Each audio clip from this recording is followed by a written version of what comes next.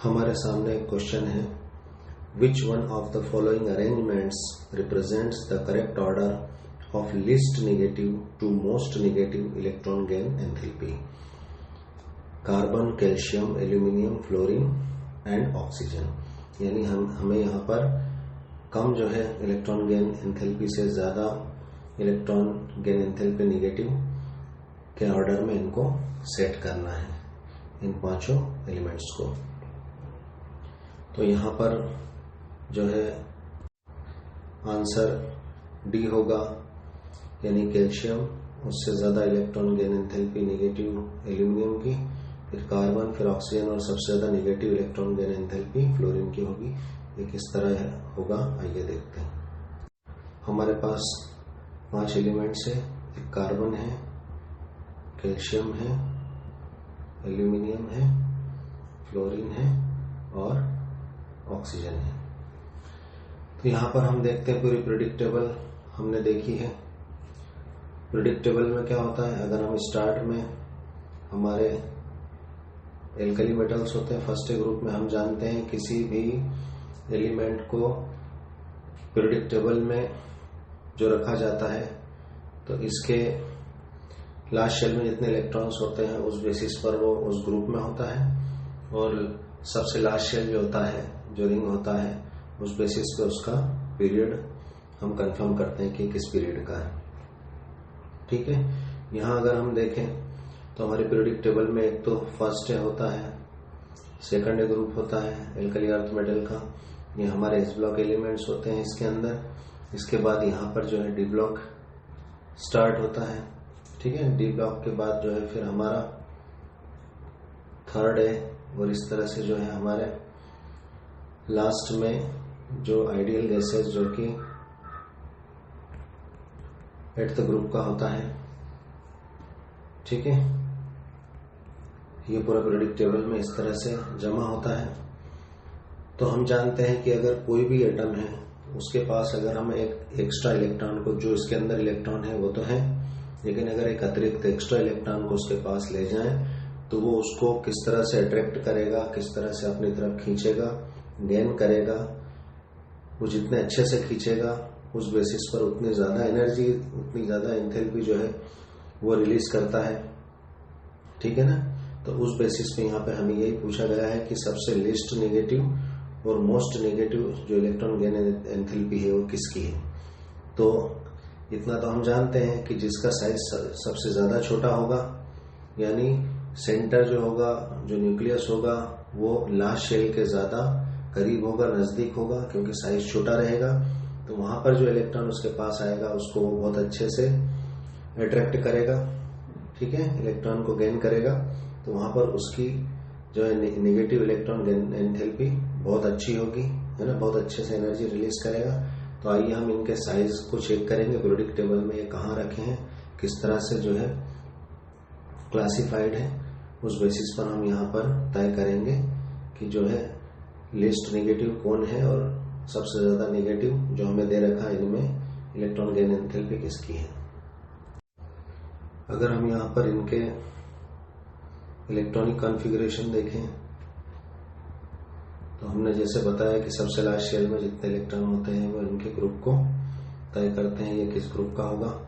तो वैसे तो हम जानते हैं कि कार्बन, इसके लास्ट शेल में 4 इलेक्ट्रॉन होते हैं, यानी ये 4th ग्रुप का होगा। ठीक है ना, कैल्शियम के लास्ट शेल में जो है 2 इलेक्ट्रॉन होते हैं, ये 2nd ग्रुप का होगा। एल्यूमिनियम में जो है 3 इलेक्ट्रॉन होते हैं, ये 3rd ग्रुप का होगा। फ्लोरीन में हम जानते हैं 7 इलेक्ट्रॉन होते हैं, 7th ग्रुप का होगा। ठीक है, और ऑक्सीजन के लास्ट शेल में हम जानते हैं 6 इलेक्ट्रॉन होते हैं, ये जो है 6th ग्रुप का होगा। ठीक है ना, ठीक। और हम चाहें तो इनके इलेक्ट्रॉनिक कॉन्फ़िगरेशन से भी पता कर सकते हैं। कार्बन, इसके पास 6 इलेक्ट्रॉन होते हैं, तो 1s2, 2s2, 2p2। सबसे लास्ट शेल में 4 इलेक्ट्रॉन है, ये 4th ग्रुप का हुआ। और इसमें लास्ट शेल जो है 2 है, इसका मतलब ये सेकंड पीरियड का, लेफ्ट टू राइट को हम पीरियड कहते हैं पीरियोडिक टेबल में, और अप टू डाउन ऊपर से नीचे ग्रुप कहते हैं। तो ये जो है लास्ट शेल में 4 इलेक्ट्रॉन है, तो यानी ये जो है 4th ग्रुप का होगा। और लेफ्ट टू राइट जो है ये सबसे लास्ट शेल 2 है, यानी इसमें सिर्फ 2 शेल है कार्बन में, ठीक है ना, एक ये और एक ये। तो ये पहला शेल दूसरा शेल, तो ये सेकंड पीरियड का, left to right second period का होगा। तो ये किस तरह से पीरियोडिक टेबल में जमे हैं, इनके साइज के बेसिस पे हम जो है इनकी इलेक्ट्रॉन गेन एंथैल्पी आसानी से पता कर सकते हैं। तो हमारे पास जो एलिमेंट्स हैं उनमें अगर हम देखें तो सेकंड ग्रुप में हमारे होते हैं बेरिलियम, मैग्नीशियम, कैल्शियम, स्ट्रांशियम, बेरियम और रेडियम, ठीक है। उसके बाद फिर अगर हम थर्ड ग्रुप में आए, बीच में तो डी ब्लॉक होते हैं एलिमेंट्स, हमने देखा था। इसके बाद फिर हमारा थर्ड स्टार्ट होता है ग्रुप, उसमें boron, aluminium, gallium, indium, thallium होता है, ठीक है, जो है। इसके बाद फिर अगर हम देखें तो हमारा फिर आ रहा है यहाँ पे कार्बन, जो कि 4th ग्रुप का है। कार्बन, सिलिकॉन, जर्मेनियम, टिन और लेड होता है इसमें, ठीक है ना। फिर हमारा जो है इसके बाद जो एलिमेंट है वो है 6th ग्रुप का, ऑक्सीजन, सल्फर, सेलेनियम, टेल्यूरियम और पोलोनियम, ठीक है। और उसके बाद 7th ग्रुप जो हमारा आ रहा है उसमें फ्लोरीन, क्लोरीन, ब्रोमीन, आयोडीन, एस्टेटिन। अब हमें जो गिवन एलिमेंट्स हैं, एक तो है कैल्शियम, ठीक है, हमारे पास एक एल्यूमिनियम है, उसके बाद हमारे पास जो है कार्बन है और ऑक्सीजन है और फ्लोरीन है। अगर यहाँ पर हम देखें तो ये ऊपर से नीचे ये ग्रुप होता है और लेफ्ट टू राइट ये पीरियड्स होते हैं, ठीक है।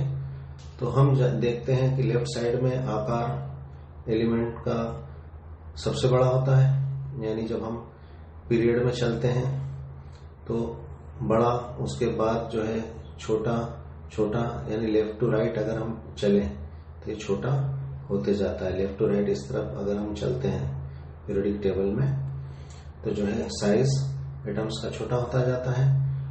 और अप टू डाउन अगर हम ऊपर से नीचे देखें तो ऊपर से नीचे जो है साइज धीरे धीरे बढ़ता जाता है, ठीक है।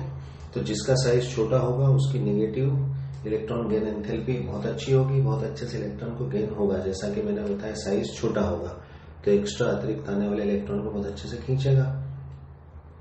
तो यहाँ पे सबसे बड़ा साइज तो कैल्शियम का है, इसकी इलेक्ट्रॉन गेन एंथैल्पी जो है नेगेटिव एंथैल्पी कम होगी, ठीक है। तो यानी सबसे पहले तो हमारा कैल्शियम यहाँ पर रखा गया।